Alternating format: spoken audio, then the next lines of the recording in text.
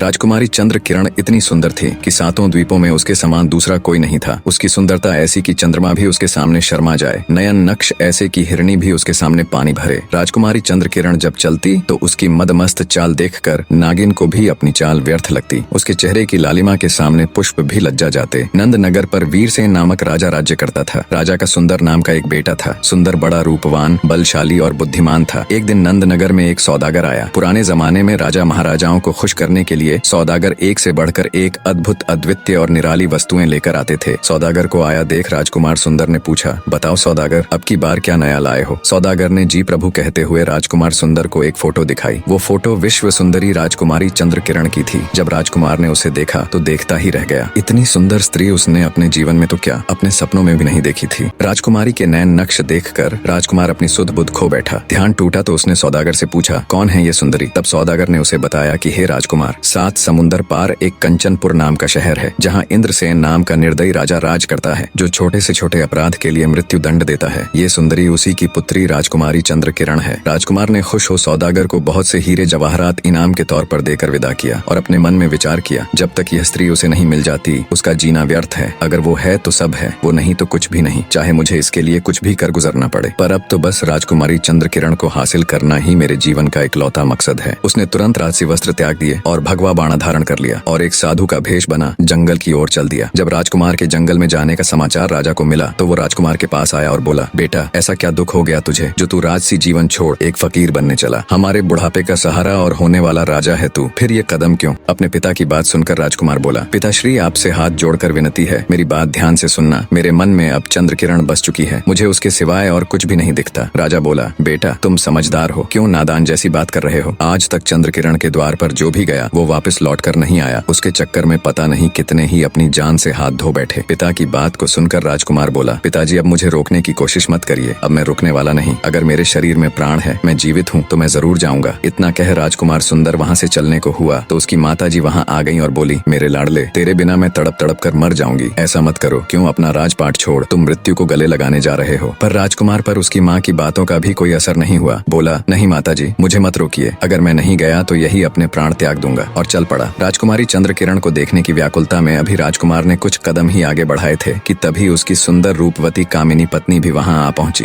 रानी ने दोहा कहा, पास तेरे कामिनी खड़ी, कर 16 श्रृंगार, छोड़ चले मझधार में, कहाँ मुझे भरतार। अर्थात इतनी सुंदर पत्नी होते हुए भी मुझे ऐसे छोड़कर क्यों जा रहे हो? राजकुमार सुंदर ने भी दोहे के रूप में कहा, रानी, मन धीरज धरो, मति दिल करो उदास, चंद रोज के बीच में लौट आऊं तेरे पास, अर्थात उदास मत हो रानी, थोड़े दिन में वापस तेरे पास आ जाऊंगा। इतना कह राजकुमार सुंदर वहाँ से चल पड़ा। सुंदर की बात सुनकर रानी गश खाकर जमीन पर गिर पड़ी, परंतु सुंदर बिल्कुल प्रभावित न हुआ। वह सबसे प्रेम नाथे तोड़कर वन की ओर रवाना हुआ। उसे तो अब बस राजकुमारी चंद्र किरण की लगन लगी हुई थी। काफी दिन यात्रा करने के पश्चात राजकुमार सुंदर कंचनपुर जा पहुंचा और राजकुमारी के महल के सामने आसन जमा कर बैठ गया। संयोगवश एक दिन राजकुमारी जब महल की खिड़की में खड़ी थी तो उसकी दृष्टि उस जोगी बने सुंदर पर पड़ी। राजकुमार सुंदर तो बावला हुआ, पता नहीं कितने दिन से इसी पल के इंतजार में वही टकटकी लगाए देख रहा था। राजकुमारी चंद्र किरण ने जैसे ही राजकुमार सुंदर को देखा, वो भी उस हट्टे कट्टे शरीर वाले सुंदर नौजवान की आशिक हो गई और कहने लगी, हे योगी, तुम कौन हो और ऐसा क्या कारण रहा कि तुमने भरी जवानी में अपने देश और गृहस्थ जीवन को छोड़कर ये भगवा बाणा पहना और जोगी बन गए? राजकुमार सुंदर ने राजकुमारी का प्रति उत्तर देते हुए कहा, हे विश्व सुंदरी, नजर कर तू मेरी तरफ है प्यारी, मोहब्बत तेरी मेरे दिल में है भारी, तेरा हुस्न मशहूर है हर जहां, तुझे जाने आलम सभी चाह रहा, ये है पूरब से आया अब खाकसार, मेरा नाम आशिक है ए गुल अनार, तेरा हुस्न यहाँ खींच लाया मुझे, जब से तेरा नाम और फोटो दिखा मुझे। आगे राजकुमार सुंदर कहता है, ए हुस्न की मल्लिका, जब से तेरा नाम मैंने सुना है तब से मेरा चैन और सुकून सब छिन गया है, अगर तू मुझे नहीं मिली तो मेरा जीना बेकार है। चंद्र किरण राजकुमार की बात सुन बोली, योगी, तेरा रूप देखकर तो मेरा दिल भी हिलोरे मार तेरे लिए धड़क रहा है, पर मुझे अफसोस इस बात का है कि औरों की तरह कहीं तुझे भी अपने प्राणों से हाथ न धोना पड़े। राजकुमारी चंद्र किरण की बात सुन राजकुमार सुंदर ने दोहा कहा, होना होगा सो होवेगा, इसमें नहीं अंदेश, प्रिय, तेरे कारण तजा मैंने राज और देश, अर्थात अब जो होगा देखा जाएगा, तुम्हारे लिए तो मैं अपना राज्यपाट और देश तक छोड़ आया हूँ। राजकुमार सुंदर की बात सुनकर चंद्र किरण बोली, ऐ जोगी, मेरे प्रेम में तेरे प्राणों का भी खतरा है, क्योंकि जो भी मुझसे प्रेम करता है मेरे पिता उसको मरवा देते हैं या फिर उसे सदा के लिए कैद कर लेते हैं। अब भी उनकी कैद में बहुत से व्यक्ति पड़े सड़ रहे हैं, इसलिए उचित यही है कि तू अपने देश वापस चला जा, मेरे प्रेम के चक्कर में फंसकर अपने प्राण मत गवा। ये सुनकर श्याम सुंदर ने उत्तर दिया, तेरा इश्क मुझको लाया यहाँ, भला आप कहो तुम मैं जाऊँ कहाँ? ये डर अपने दिल में लाता नहीं, बिना लिए तुझको मैं जाता नहीं। दोहा कह श्याम सुंदर बोला, ए राजकुमारी, मेरी परेशानी को थोड़ा ध्यान ध्यान से देखो, तुम्हारे प्यार की खातिर मैं मुश्किलों से लड़ते हुए बर्बाद हालत में तुम्हारे पास पहुंचा हूँ। यह सुन चंद्रकिरण ने खिड़की से एक रस्सी डाली, जिस पर चढ़कर खुश होता हुआ राजकुमार सुंदर राजकुमारी के महल में प्रवेश कर गया। उसे अपनी किस्मत पर नाज हो रहा था। राजकुमार के ऊपर आते ही चंद्रकिरण उसके गले में बाहें डालकर कहने लगी, ए हसीन नौजवान, तुझसे पहले भी पता नहीं कितने ही मेरे आशिक आए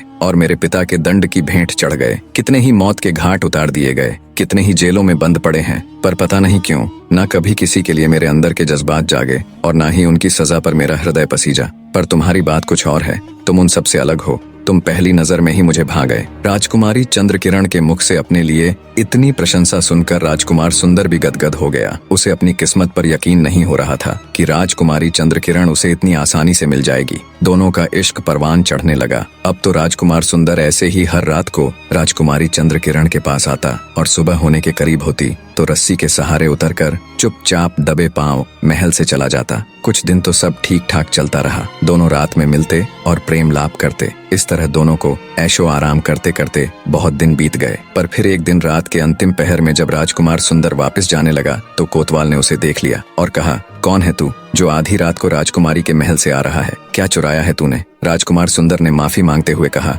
नहीं कोतवाल साहब, मैं कोई चोर नहीं हूँ। पर कोतवाल पर उसकी बातों का कोई असर नहीं हुआ और तुरंत सिपाहियों को बुला उसे पकड़वा दिया और कहा, ले जाओ इस बदमाश को, इसने सारी प्रजा को परेशान कर रखा है। सुबह हुई तो राजकुमार सुंदर को राजा के सामने राज दरबार में पेश किया गया। कोतवाल ने राजा से कहा, महाराज, यह बहुत बड़ा चोर है। रात यह महल में चोरी करने गया था। जब यह उतर कर जा रहा था तो मैंने इसे पकड़ लिया। राजा ने कोतवाल को शाबाशी देते हुए उसकी तारीफ की। फिर सिपाहियों को आदेश दिया, ले जाओ इस बदमाश को और बंद कर दो सबसे अंधेरे वाले कमरे में, और सुबह शाम इसको खाने की बजाय 50-50 कोड़े मारे जाएं। राजा का आदेश सुन तुरंत सिपाही राजकुमार सुंदर को पकड़ ले गए। जब यह बात चंद्रकिरण को पता लगी कि उसके प्रेमी को राजा ने कैद कर लिया है और राजा ने सख्त सजा की आज्ञा दी है तो वह बेहोश होकर गिर पड़ी। राजकुमारी चंद्रकिरण को जब होश आया तब विलाप करते हुए कहने लगी, हाय मेरे दुराचारी निर्दयी पिता ने मेरे प्राणों से भी प्यारे साजन को कैद कर लिया है। बिना मेरे साजन के ये नीरस जिंदगी मुझे भी नहीं जीनी। मैं आग में कूद कर अपने प्राण त्याग दूंगी। जब दासी ने राजकुमारी चंद्रकिरण के मुख से ये बात सुनी तो वो घबरा गई और उसको धीरज धरने के लिए कहने लगी। तब चंद्रकिरण बोली, हे सखी, मैं किस प्रकार धीरज धरूं? मुझे पिया के बिना कुछ भी अच्छा नहीं लगता। इस प्रकार चंद्रकिरण हर समय राजकुमार श्याम सुंदर के विरह में व्याकुल होकर रोती रहती। अब मैं यहाँ का किस्सा समाप्त करके राजकुमार श्याम सुंदर की पहली पत्नी का हाल बताता हूँ। रानी भी अपने पति के विरह में बुरी तरह व्याकुल रहती थी और अपना एक एक दिन राजकुमार सुंदर के इंतजार में काट रही थी। एक दिन की बात है कि रानी अपनी चित्रसारी में सो रही थी कि अचानक उसने एक सपना देखा कि एक बच्चा रानी से कह रहा है, रानी, तेरा पति श्याम सुंदर कंचनपुर में कैद हो गया है। ये स्वप्न देखकर रानी एकदम चौंक कर उठकर बैठ गई और व्याकुल होकर चिल्ला चिल्ला कर रोने लगी। हाय, ये क्या हो गया? रोने की आवाज सुनकर दासियां दौड़ी हुई आईं और कहने लगी, क्या हुआ महारानी? ऐसे दहाड़े मार मार कर क्यों रो रही है? आपको क्या पीड़ा है? रानी घबरा कर बोली, मैं सो रही थी कि एक बच्चे ने आवाज दी और कहा कि तू यहाँ सो रही है, वहाँ तेरा पति कंचनपुर में कैद हो गया है। ऐ दासी, वह जल्दी आने का वचन देकर गए थे मगर अभी तक नहीं लौटे। ऐसा प्रतीत होता है कि वह अवश्य ही किसी विपत्ति में पड़ गए हैं और गिरफ्तार हो गए हैं। वो कंचनपुर के राजा की कैद में बड़ा मुश्किल समय काट रहे हैं। अब मुझे ही कुछ करना होगा। अपने पति की सहायता के लिए मैं जोगिन बनकर खुद कंचनपुर जाऊंगी। रानी की यह बात सुनकर उसकी दासी बोली, महारानी, आप दिन रात रो रो कर क्यों स्वयं को नष्ट कर रही हैं? आपने बस एक बुरा सपना देखा है। आपके पति कुशल पूर्वक हैं और जल्दी ही वे सही सलामत आपके पास लौट आएंगे। रानी बोली, नहीं दासी, वो सपना बिल्कुल सत्य है। मेरा दिल कह रहा है मैं अपने पति परमेश्वर को तलाश करने अवश्य जाऊंगी। मेरे पीछे से माँ पिताजी का अच्छे से ख्याल रखना। इतना कह रानी कंचनपुर जाने की तैयारी में लग गई। रानी ने अपने वस्त्र उतार दिए, शाही वस्त्रों के साथ सारा श्रृंगार जेवर भी उतार भगवा वस्त्र पहन जोगन के भेष में आ गई। फिर हाथ में वीणा लेकर वह जंगल की ओर चल पड़ी। अपने पति की तलाश में निकली रानी बहुत दिनों तक शहरों जंगलों की खाक छानते छानते कंचनपुर जा पहुंची। वहां जाकर उसने लोगों से अपने पति का हाल पता किया तो लोगों ने बताया कि उसे तो राजा ने चोरी करने के अपराध में कैद कर लिया है। यह सुनकर रानी बहुत घबराई और सोचने लगी कि अब क्या उपाय करना चाहिए जिससे प्राणनाथ को स्वतंत्र कराया जा सके। कुछ सोच विचार कर जब रानी ने वहाँ के लोगों से राजा के बारे में पूछा कि राजा को किस चीज का शौक है, तब लोगों ने बताया कि राजा को संगीत सुनने का बहुत शौक है। यह सुनकर रानी के मन को धीरज बंधा क्योंकि गायन विद्या में वह निपुण थी। अब रानी ने शहर के प्रमुख स्थानों पर जाकर गाना प्रारंभ कर दिया। थोड़े दिनों में ही वह प्रसिद्ध हो गई। एक दिन शाम के समय वह किसी उद्यान में खड़ी वीणा हाथ में लिए रागिनी अलापने लगी। वहाँ मौजूद भीड़ ने जोगन बनी रानी की खूब तारीफ की। जोगन जहाँ भी जाती उसकी मधुर वाणी और सुंदर शायरी से लोगों की भीड़ जमा हो जाती। लोग उसकी गायन विद्या की तारीफ करते नहीं थकते। उड़ते उड़ते जोगन की प्रशंसा राजा के कानों तक भी जा पहुंची। राजा ने उसी समय चौबदार को आज्ञा दी कि नगर के उद्यान में जो जोगन ठहरी हुई है उसे सम्मान पूर्वक हमारी सभा में ले आओ। चौबदार तुरंत जोगन बनी रानी के पास जा पहुंचा और हाथ जोड़कर कहा, ए जोगिन, राजा जी ने आपको याद किया है, कृपया मेरे साथ राज दरबार चलिए। रानी बोली, ए चौबदार, हमें राजा के दरबार से क्या काम, हम तो मन के मौजी हैं, जहाँ इच्छा होती है वहीं जमावड़ा डाल लेते हैं। जिस स्थान पर हम आसन जमा कर बैठ जाते हैं हमें तो वही स्थान राज दरबार प्रतीत होता है। जोगिन की बात सुनकर चौबदार बोला, जोगिन जी, आपको तो ऐसा ज्ञान प्राप्त है कि लाखों राजा महाराजा आपकी सेवा में खड़े रहें, लेकिन फिर भी यह आपका धर्म है कि जो व्यक्ति आपसे हरिगुण सुनना चाहे उसे सुना दो। रानी तो चाहती ही ये थी, यही तो शुरू से उसकी योजना थी। सो जोगिन चलने को तैयार हो गई।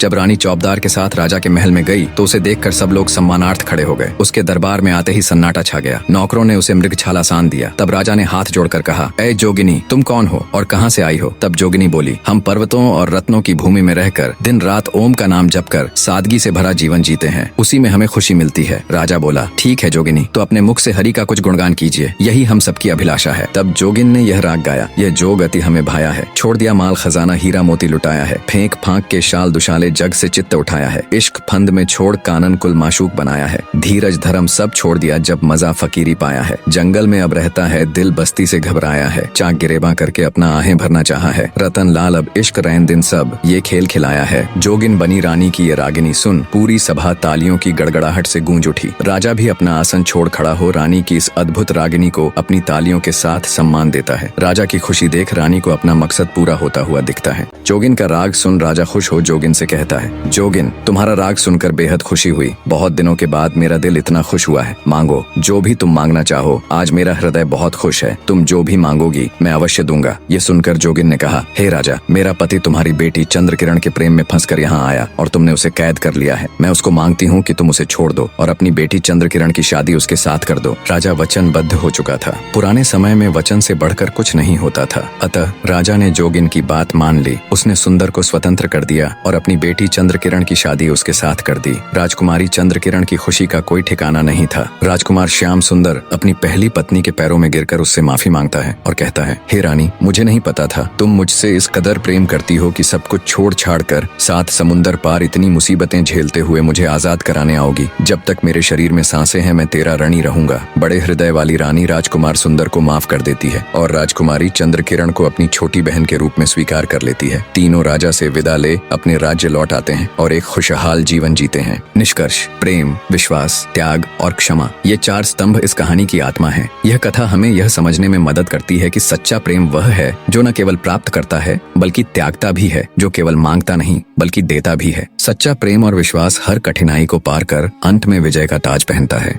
कहानी में अंत तक बने रहने के लिए आपका तहे दिल से धन्यवाद।